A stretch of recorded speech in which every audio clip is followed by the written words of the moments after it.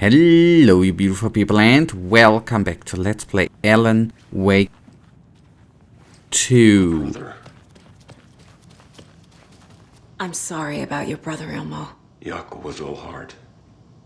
He always went along with my ideas, no matter how stupid they were. Always happy to help. I got carried away. I never think things through. It's my fault. I realize it's a bad time. But I need you to tell me everything about the cult of the tree. The cult is my craziest idea that ever worked. Look, what kind of a cult calls themselves a cult? Exactly. We protect Water in Bright Falls. We're the good guys. A secret neighborhood watch. Well, that was the idea anyways. Look, we've always known about the horror inside the lake. When any Taken come out, we kill them. You don't turn people into Taken. You kill the ones who already have. You were trying to kill Alan Wake. Why? Nothing good has ever come out of Cauldron Lake. The nightmare that hit Bright Falls in 2010 was all because of his writing. And ever since then, pages of his stories are floating up from the lake, and monsters keep popping out. It's all him, Wake. And if we don't stop him, no one will. Wake's evil doppelganger Scratch is the threat we're facing, not Wake. And I will stop him. I've never heard of anyone called Scratch. How long has the cult been around for? Certain folks around here have always known about Cauldron Lake. Before us, it was the Torchbearers. And when I inherited the mission, I wanted to call it a cult. It was genius. Just the name did half the work. Made people too scared to go into the woods at night. Business 101. Fear is a great motivator. Yep, he got a point. Okay, good. We can do some profiling on him. Why not? And then we are gonna go to Casey and the other officer. Or agent, to be more precise. Ilmo said the cult kills Taken. Is he telling the truth? Surplus deer masks buy in bulk. We've got a floater, a Taken on the shore. Call the gang Jaakko. We are going hunting. Cult of the Tree. Keeping the town safe since 2013. Ilmo is telling the truth about the cult. They really were fighting the Taken. We're on the same side. If the cult is killing Taken, then why did Nightingale turn into one? Private party. Invitation only. Wrong time, wrong place. Time to go, Jaakko. A job half done isn't done at all. Nightingale became a Taken because the Bookers interrupted their ritual.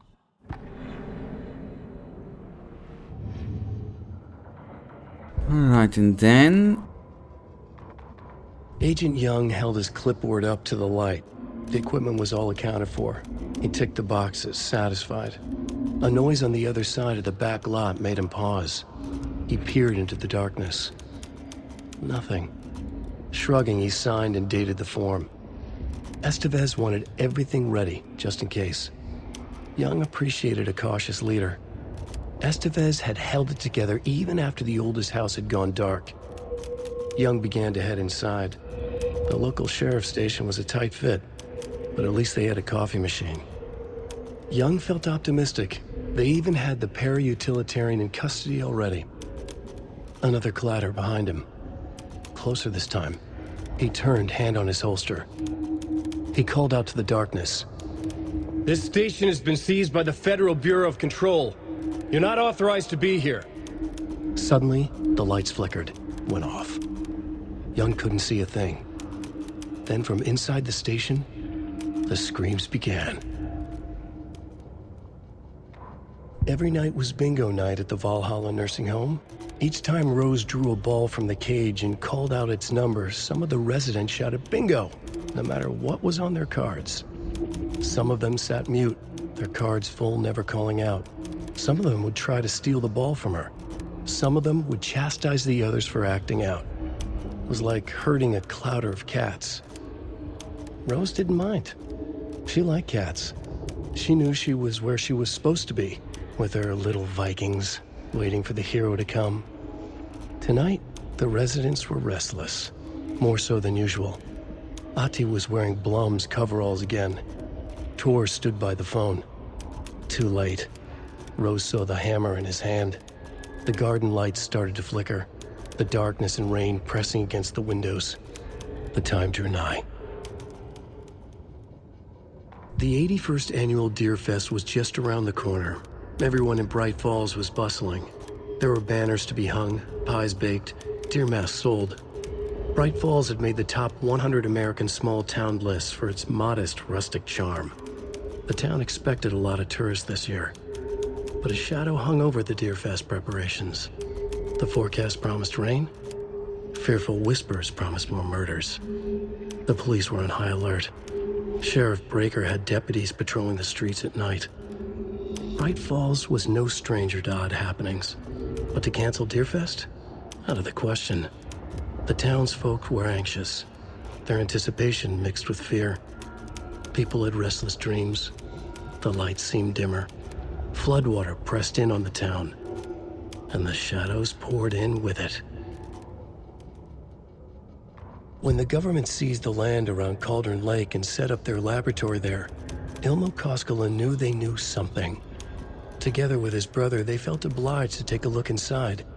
The Federal Bureau of Control security was a joke. The Koskelas walked in delivering coffee. Back in Watery, they pored over the stack of files they grabbed. The FBC was researching something in the lake, something they called the Shadow.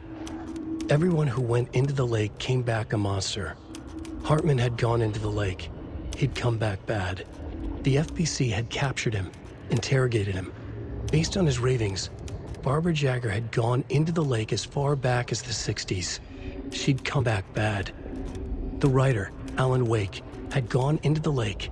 He'd faced Jagger, pushed some mystic light switch into a hole in her chest, flicked the switch and gotten rid of her. If Wake ever came back, he was bound to be bad as well. All right. Now that needs to be done too, in my opinion. Okay, good. We want to have a conversation with the both of Scratch them, is Wake's and then double. He tricked us. He almost got the clicker from me. The whole plan has gone out the window. How could we get this so wrong? Textbook boondoggle. You said it, Anderson. It's a shit show. So what's the plan? I don't know. First of all, The we FBC talk. usually handles stuff like this, right? Any thoughts? Hold up. You brought a paranatural object in here without telling me and then almost handed it over to a hostile entity? I didn't know if I could trust you. That was a mistake. So was believing Scratch. But it's not too late. I just need to understand more. You got that right. Let's start acting like we're on the same side, yeah? So tell me what I'm missing. The FBC must know something. Good news, we have Bureau intel on all of this. Bad news, it's highly classified. Good news, consider yourself deputized into the Federal Bureau of Control. Here's a key to the cell where we keep the files. Happy reading. Okay. Thanks. Go team.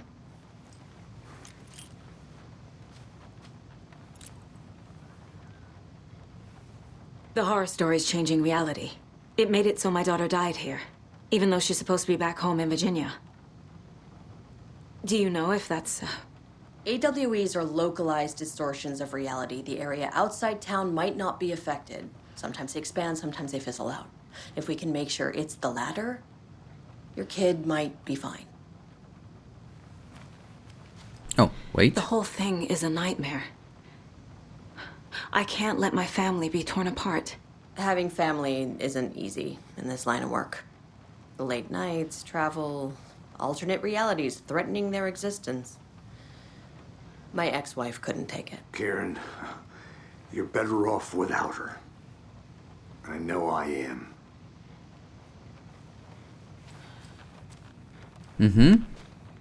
Scratch pretended to be Wake to trick us. He almost won me over. I should have trusted my gut. Had a bad feeling about him when we found him at the lake. When that insane monster cloud came at me in the woods, I saw a face inside it. Wake's. I think he was always a monster. Always Scratch. So the Cult of the Tree actually kills Taken. They were on our side, even if their methods are misguided and criminal. It looked right from where we were standing. Nothing's what it seems in this case. Too many stories contradicting each other. Too many versions of the truth. You really don't remember Logan living in Virginia with me and David? I remember you and David having problems. You needed a break. You and Logan moved to Watery and then Logan, well, that awful thing happened. After you came back to work, I thought you'd be the perfect partner for this case, if you were willing to return to the area. Okay. That's enough. We have a lot of catching up to do after this thing is all over. Everything is different now. My family, me, the whole fucking world. I'll buy the coffee, Anderson. Partners to the end. This case is one for the books. I see what you did there.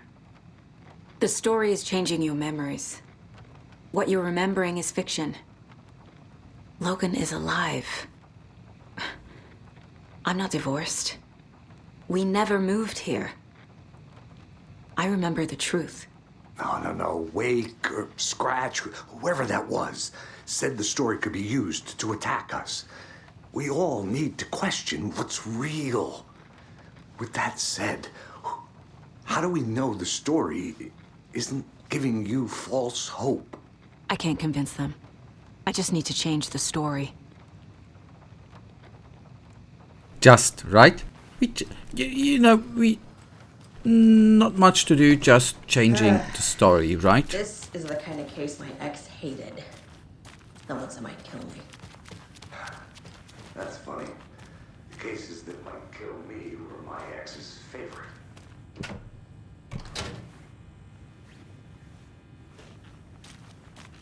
Now. The lake is a gateway to the dark place.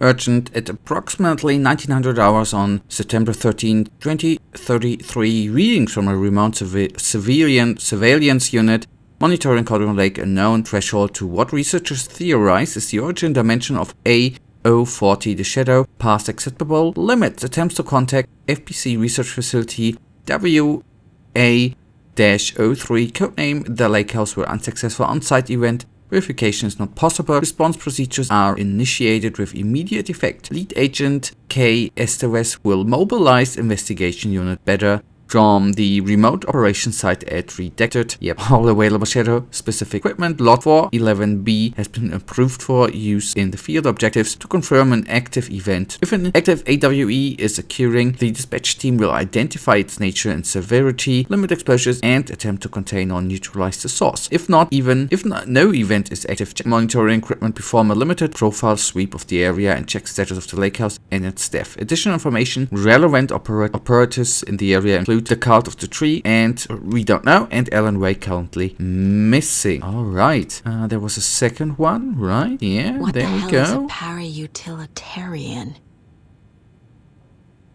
That is a pretty damn good question, right? Summary of findings, description of the para-utility. Based on reports, the item is a light switch, the clicker from a lamp cord, part of the severed cord still attached. Eyewitness account suggests that the item possesses the ability to alter reality. The change has been based on we do not know. When used by capable para-utilitarian, passing this item's effect from that of Cauldron Lake. Threshold responses for reoccurring AWEs in the area is difficult because the only reported use of the item have occurred near this threshold. threshold without more data. We cannot confirm if the item intensifies the effect of the threshold or vice versa, or if there is no connection whatsoever. Recorded material from Dr. Hartman after becoming I guess taken, right, have revealed that Alan Wake eliminated Barbara Jack, likely a physical manifestation of we do not know, taken by inserting the light switch into its chest and flicking the switch. The item is confirmed to have been used in 2010 to turn fictional writing into reality. See AWE file 35.